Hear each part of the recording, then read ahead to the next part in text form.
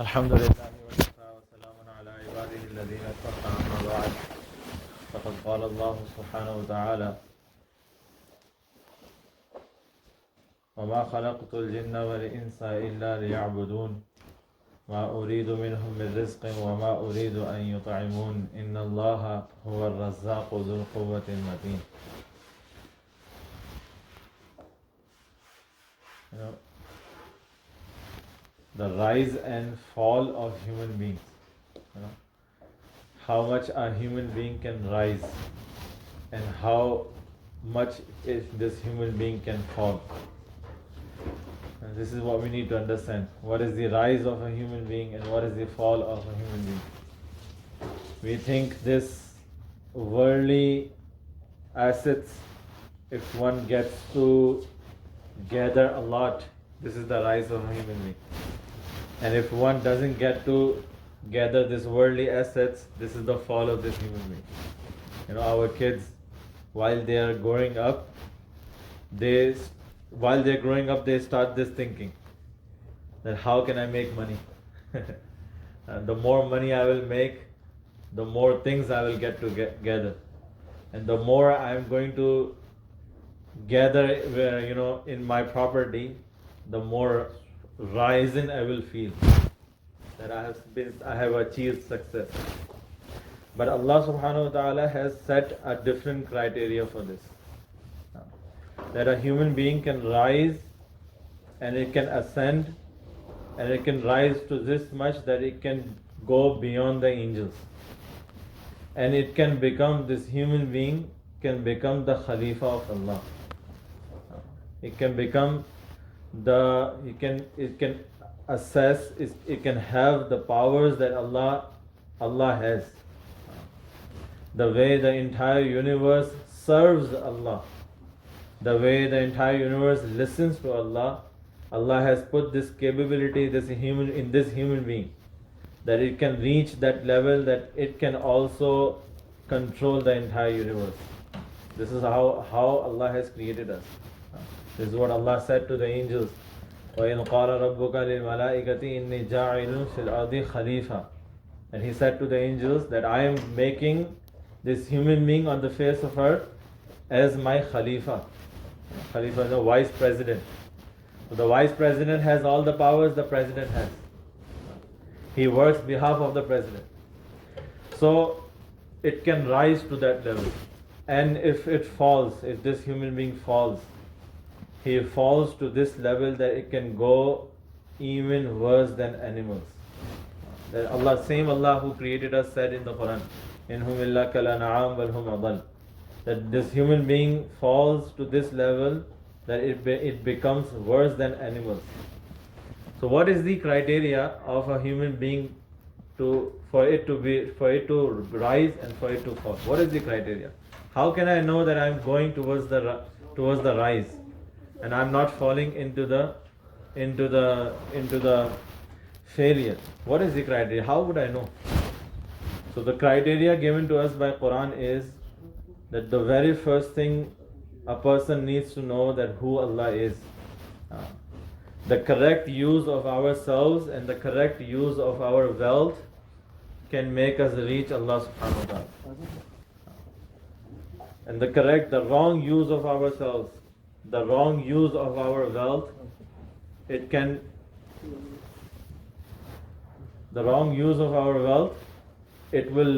will cause us to fall. The only way we need to, this is what we need to understand. Anbiya alayhimu salatu wasalam, they come to teach us that how you need to use yourself, how do you need to use your wealth. Every one of us has these two major things in our life. We have ourselves and we have wealth. Anfusahum wa amwalahum. You will see this in the entire Quran. These two things are mentioned repeatedly, that you have yourself and you have wealth. So the correct use of ourselves and the correct use of our wealth can make us reach that goal that we can become the Khalifa of Allah.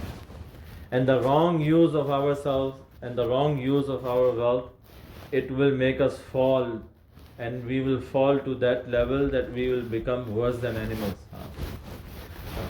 if a person doesn't recognize Allah and he forgets Allah, the one who has created him, the one who has given him everything, if he fails to do this, then Allah puts him to that level that he becomes worse than animal. And he has no value in the sight of Allah, in the sight of human beings, in the sight of entire universe. No value at all. He is worse than animal. Because he failed to recognize the level Allah given him. Allah wanted him to be Khalifa and he chose to be worse than animals. Just by using his self and his wealth wrongly. So Anbiya alayhi salatu wasalam, they come and they teach us that how do you need to conduct yourself? How do you need to use yourself and your wealth? We are not free. A person is not free in using himself and using his wealth. That the way he wants to conduct himself, he can conduct. The way he wants to use his wealth, he can use. He is not free. This is what it means by Muslim. When a person claims that I am a Muslim and I submit myself to Allah, that is this claim means. That you say that you're not going to use yourself and your wealth according to your own desire. This is the correct way of life. This is what Deen teaches us. This is what Rasulullah sallallahu alaihi wasallam taught Sahaba Ikram.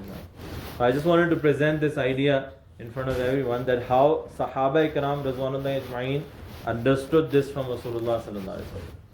That they understood the correct way of using themselves and their wealth. So the very first thing on which Sahaba Ikram Ridwanullahi Ajma'in used themselves and used their wealth to spend upon was the Deen of Allah, to propagate the Deen of Allah. How can Deen of Allah reach each and every human being? This is what they used to spend their selves upon, and this is what they used to use their wealth upon. And if there's some wealth left, their time is left from that, then they used to use themselves and their wealth to serve the human beings, to fulfill the needs of human beings. And if there after that duty, if there is some left, then their needs used to take place. Then they used to fulfill their needs with themselves and with their wealth. And there was no space for desires in their life. Because they understood that this world is not created to fulfill desires. To fulfill desires, Allah has created another world. A believer thinks of the hereafter as a part of their life. Just everything around me, how real it is. People sitting in front of me, how real it is. There is a wall next to me, how real it is. For a believer, hereafter is as real as part of life. Yes, there is life after death. Yes, I am going to face Allah after death. Yes, I am going to face Jannat and Jahannam after death. So he keeps that reality in front of him throughout his life. So he conducts himself and he uses his wealth according to that. So that's what Sahaba Ikram Ridwanullahi Ajma'in learned. And when they applied this in their lives, Allahu Akbar, then we have numerous stories how help of Allah came into their life. This Western world where we live in, we all are running after excessiveness. We want more. We want 10,000 is not enough. I need 12,000. 15,000 is not enough. 100,000 a year is not enough. I need 150,000. So this Western world has taught our children that you have to run after excessiveness. Zyadati ki taraf bhago. Deen has taught us, no, what you need in your life is barakat, not kasrat. What do you need in your life? $10 is enough for you if you have barakat. 10,000 will be not enough for you if you don't have barakat.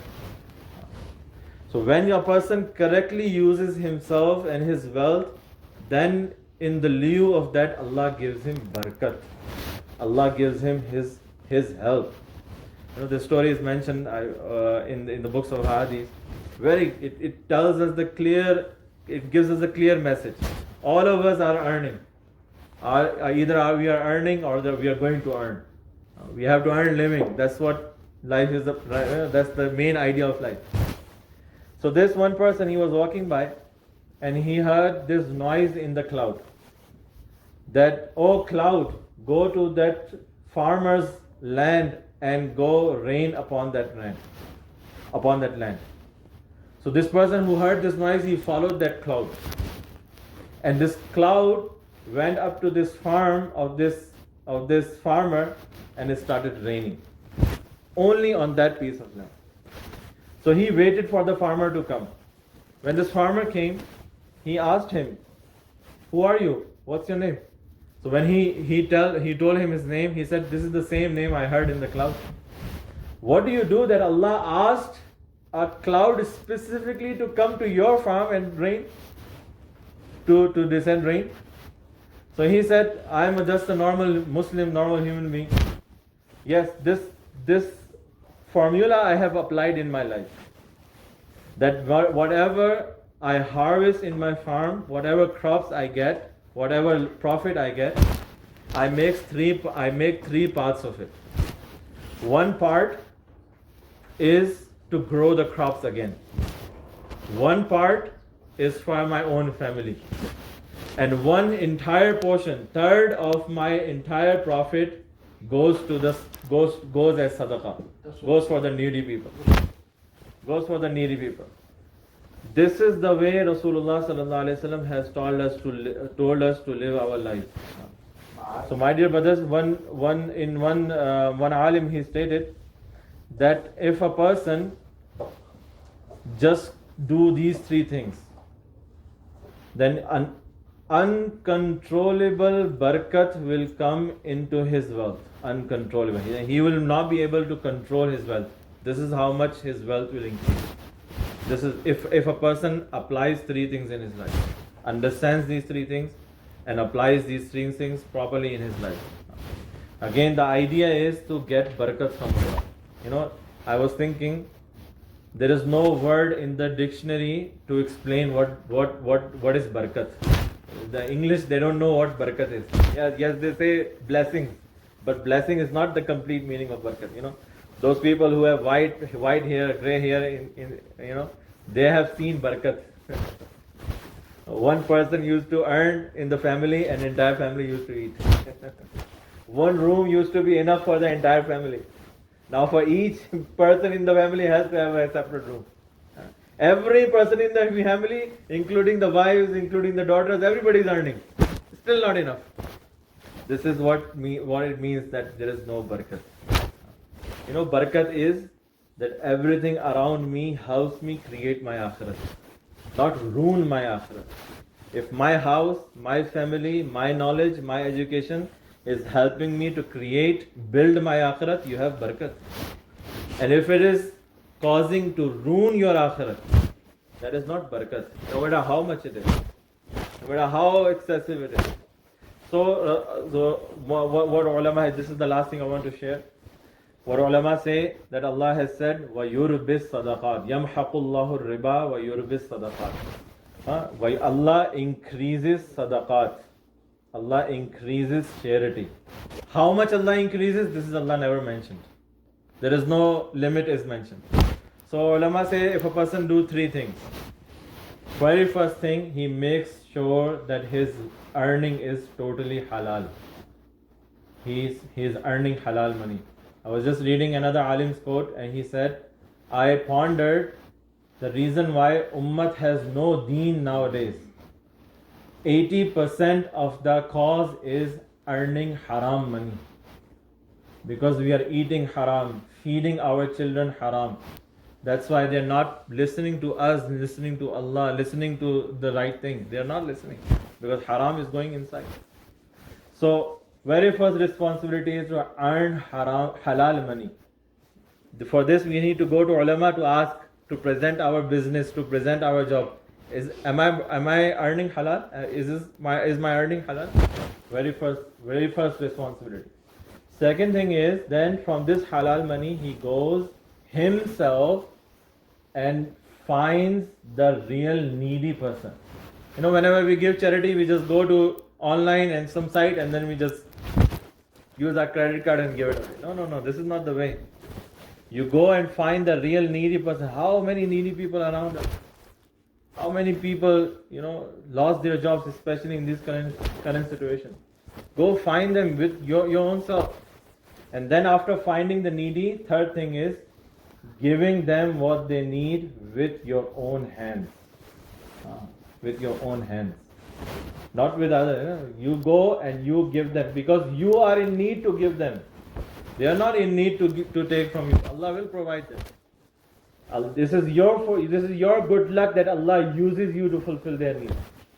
So if a person does these three things, then Allah will give him barakat, uncontrollable barakat. That the wealth will increase in a way that he will not be able to control.